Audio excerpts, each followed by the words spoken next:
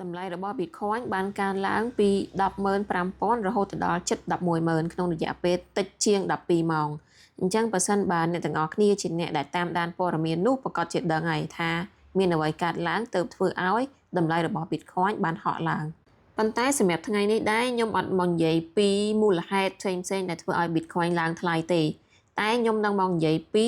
មូលហេតុអ្វីបានធ្វើឲ្យអ្នក trader ឬក៏ហៅថាអ្នកជួញដូរហ្នឹងគាត់ខាតលុយ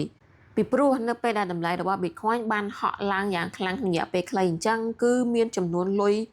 ជាច្រើនមែនតើត្រូវបាន liquidate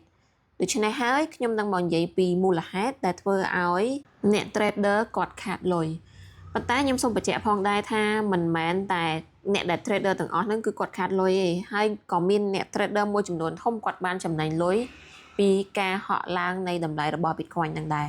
សម្រាប់អ្នកទាំងអស់គ្នាដែលមានបំណងចង់ធ្វើជាអ្នកជួញដូរក្នុងវិស័យ crypto ឬក៏វិស័យ forex ឬក៏វិស័យណាក៏ដោយអ្នកទាំងអស់គ្នាគួរតែស្ដាប់វីដេអូនេះពីដើមរហូតដល់ចប់មុននឹងខ្ញុំចាប់ផ្ដើមខ្ញុំសូមបញ្ជាក់ដែរថាវីដេអូនេះធ្វើឡើងក្នុងគោលបំណងចែករំលែកចំណេះដឹងចែករំលែកបទពិសោធន៍ក៏ដូចជាការកម្សាន្តខ្ញុំមិនមែនជាអ្នកជំនាញហើយក៏មិនមែនជាអ្នកផ្ដល់ដំបូន្មានផ្នែកហិរញ្ញវត្ថុហើយក៏អត់មានបំណងអូសទាញឲ្យអ្នកទាំងអស់គ្នាមកវិនិយោគក្នុងវិស័យ crypto ឡើយសម្រាប់ហេតុផលទី1ដែលធ្វើឲ្យអ្នកជួញដូរគាត់ខាតលុយនោះគឺពួកគាត់គិតថាគាត់ឆ្លាតជាងទីផ្សារតែការពិតទៅទីផ្សារគឺគាត់អត់ខ្វល់ទេថាអ្នកឆ្លាតប៉ុណ្ណានោះភាគច្រើនពួកគាត់ធ្វើការប៉ាន់ស្មានពីពេលវេលាឡើងចុះរបស់ទីផ្សារហើយពេលខ្លះទៀតគាត់អត់មាន plan ឬក៏ផែនការច្បាស់លាស់ហើយគឺពឹងទៅលើអារម្មណ៍របស់គាត់ពេលខ្លះគាត់ឃើញថាអូកាក់មួយនេះកំពុងឡើងថ្លៃហើយអញ្ចឹងគាត់ដាក់លុយទាំងអស់របស់គាត់ចូលទៅបន្ទាប់មកមានអីវាក៏ធ្លាក់ចុះមកវិញអញ្ចឹងហើយទើបធ្វើឲ្យពួកគាត់ខាតលុយដូច្នេះហើយមុននឹងធ្វើការជួញដូរអ្នកទាំងអស់គ្នាត្រូវមានផែនការថាអ្នកទាំងអស់គ្នាគួរតែ trade ចំនួនប៉ុន្មាន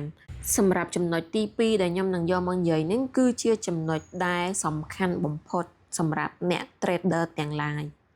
នោះគឺអារម្មណ៍ឬក៏ផ្លូវចិត្តរបស់គាត់កាលពីម្សិលមិញខ្ញុំបានស្ដាប់ podcast មួយដែលប្អូនស្រីម្នាក់គាត់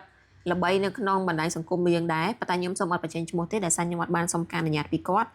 ហើយគាត់ធ្លាប់បានចូលប្រឡូកនៅក្នុងវិស័យ forex ធ្វើជា trader ហើយនៅពេលនោះគាត់បានខាតលុយរហូតទៅដល់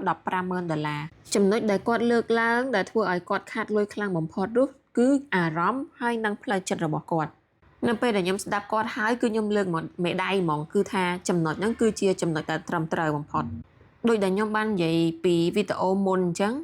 មិនថានៅក្នុងវិស័យ crypto ឬក៏ក្នុង forex ទេតម្លៃរបស់វាគឺឡើងចុះខ្លាំងក្នុងរយៈពេលខ្លីដូច្នេះហើយមិនថាអ្នកទាំងអស់គ្នាជា trader ឬក៏ជាអ្នក investor ផ្សេងៗទេបើសិនជាអ្នកទាំងអស់គ្នាអត់អាចគ្រប់គ្រងអារម្មណ៍របស់ខ្លួនឯងបានទេនោះវានឹងធ្វើឲ្យអ្នកទាំងអស់គ្នាខាតលុយហេតុអីបានខ្ញុំហ៊ាននិយាយអញ្ចឹងគឺតាមខ្ញុំដឹងគឺមានមនុស្សមួយចំនួននៅពេលដែលគាត់ trade ទៅហើយចំណេញលុយគឺអត់តន់ដល់ goal របស់គាត់ទេគឺគាត់ liquidate ហើយប៉ុន្តែបើសិនបើលុយរបស់គាត់ត្រូវបានខាតវិញគឺគាត់គឺសុខចិត្តឲ្យទុកឲ្យវាខាតរហូតទៅដល់ដាច់ account ហ្នឹងតែម្ដងបន្ទាប់មកអារម្មណ៍ឬក៏ផ្លូវចិត្តរបស់គាត់ហ្នឹងប្រាប់គាត់ថាឥឡូវគាត់ខាតលុយអស់ប៉ុណ្ណឹងហើយអញ្ចឹងគាត់ត្រូវតែធ្វើម៉េចដើម្បីឲ្យគាត់ចំណេញលុយមកវិញអញ្ចឹងគាត់ព្យាយាមដាក់លុយបន្ថែមឲ្យច្រើនជាងហ្នឹងទៀតធ្វើម៉េចដើម្បីឲ្យចំណេញលុយដែលគាត់ខាតហ្នឹងត្រឡប់មកវិញដូច្នេះបើសិនជាអ្នកទាំងអស់គ្នាចង់ធ្វើជាអ្នកជួញដូរមិនថាវិស័យ crypto ឬក៏វិស័យ forex ឬក៏វិស័យណាមួយទេហើយមួយវិញទៀតបើសិនជាអ្នកទាំងអស់គ្នាជាអ្នកដែលពិបាកក្នុងការគ្រប់គ្រងអារម្មណ៍ឬក៏ផ្លូវចិត្តរបស់អ្នកទាំងអស់គ្នានោះអញ្ចឹងអ្នកទាំងអស់គ្នាកុំតន់អាចចូលប្រឡូកក្នុងវិស័យនេះពីព្រោះវាអាចធ្វើឲ្យអ្នកទាំងអស់គ្នាខាតលុយចំណុចទី3ដែលធ្វើឲ្យអ្នកជួញដូរគាត់ខាតលុយនោះគឺគ្មានការគ្រប់គ្រងហានិភ័យដូច្នេះបើសិនជាអ្នកទាំងអស់គ្នាដែលថ្មីហើយចង់ចូលប្រឡូកនៅក្នុងវិស័យជួញដូរហ្នឹងបើអត់តន់ស្គាល់ពាក្យថា stop loss ជាអីទេ take profit ជាអីទេដូច្នេះអ្នកទាំងអស់គ្នាគឺមិនទាន់ ready នៅឡើយទេអ្នកទាំងអស់គ្នាអាចទៅធ្វើការសិក្សាស្រាវជ្រាវបន្ថែមឲ្យច្រើនពីលើនេះឬក៏ជួបទៅចែកជាមួយអ្នកដែលគាត់មានអាជីពជាអ្នក trader ដើម្បីសុំ experience ពីគាត់បន្ថែមពីព្រោះការជួញដូរនេះគឺប្រៀបបាននឹងការលេងល្បែងនៅក្នុងកាស៊ីណូអញ្ចឹងវាអាចមានភាគរយនៃការឈ្នះហើយក៏មានភាគរយនៃការចាញ់នោះដែរអញ្ចឹងអ្នកទាំងអស់គ្នាត្រូវគិតខ្លួនឯងថាតើអ្នកទាំងអស់គ្នាឈ្នះចង់ឈ្នះប៉ុន្មានគួរតែដើរចេញពីវងមួយហ្នឹងហើយចាញ់ ត្រូវចាញ់ប៉ុន្មានដែលអ្នកទាំងអស់គ្នាគួរតែដើរចេញពីវងមួយនឹងជៀសវាងធ្វើឲ្យអ្នកទាំងអស់គ្នាខាតលុយដែលអ្នកទាំងអស់គ្នាមានទាំងអស់ចំណុចទី4ដែលធ្វើឲ្យអ្នកជួញដូរគាត់ខាតលុយនោះគឺដើរតាមមនុស្សខុសអញ្ចឹងឥទ្ធិពលរបស់ influencer នៅក្នុងបណ្ដាញសង្គមគឺពួកគាត់មានឥទ្ធិពលខ្លាំងមែនតើពួកគាត់អាចបង្ហាញពីការជួញដូរដែលឈ្នះជាច្រើនរបស់ពួកគាត់ពីមុនមកហើយធ្វើឲ្យអ្នកទាំងអស់គ្នានឹងទុកចិត្តអញ្ចឹងហើយគាត់ក៏ធ្វើការទម្លាក់ signal មួយប្រាប់អ្នកទាំងអស់គ្នាថាអូខេឥឡូវកាក់នេះបន្តិចទៀតនឹងឡើងដល់ប៉ុណ្ណេះហើយអញ្ចឹងអ្នកទាំងអស់គ្នាប្រកាសជាចំណេញលុយបើសិនបើវិនិយោគឬក៏ធ្វើការជួញដូរនៅលើកាក់មួយនេះដូច្នេះនៅពេលដែលអ្នកទាំងអស់គ្នាអត់បានធ្វើការសិក្សាស្រាវជ្រាវនោះទេហើយក៏ស្ដាប់គាត់ហើយក៏ចាប់ផ្ដើមដាក់លុយមកកញ្ចប់ធំចូលទៅក្នុងកាក់មួយហ្នឹងបន្ទាប់មកវាក៏ធ្លាក់ចុះ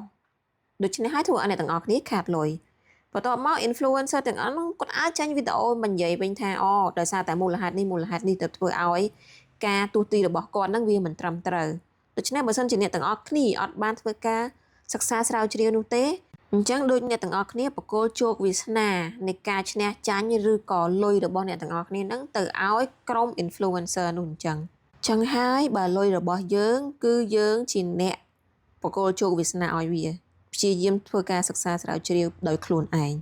ដូច្នេះសរុបមកវិញការជួញដូរមិនមែនជារឿងងាយស្រួលនោះទេហើយវាក៏មិនត្រូវបានគេបង្កើតឲ្យងាយស្រួលដែរពីព្រោះថាបើសិនជាវាងាយស្រួលនោះអញ្ចឹងនៅលើពិភពលោកនេះគ្មានអ្នកណាជាអ្នកក្រនោះទេសម្រាប់វីដេអូរបស់ខ្ញុំថ្ងៃហ្នឹងគឺមានតែប៉ុណ្ណឹងអរគុណអ្នកទាំងអស់គ្នាដែលបានតាមដានស្ដាប់ពីដើមរហូតដល់ចប់ហើយខ្ញុំសង្ឃឹមថាអ្នកទាំងអស់គ្នាបានរៀនសូត្រពីវីដេអូមួយនេះបើសិនជាអ្នកទាំងអស់គ្នាចូលចិត្តជួយចុច like និង subscribe ដើម្បីជាកម្លាំងចិត្តក្នុងការធ្វើវីដេអូបែបនេះបន្តទៀតអរគុណអ្នកទាំងអស់គ្នាជួបគ្នានៅវីដេអូបន្ទាប់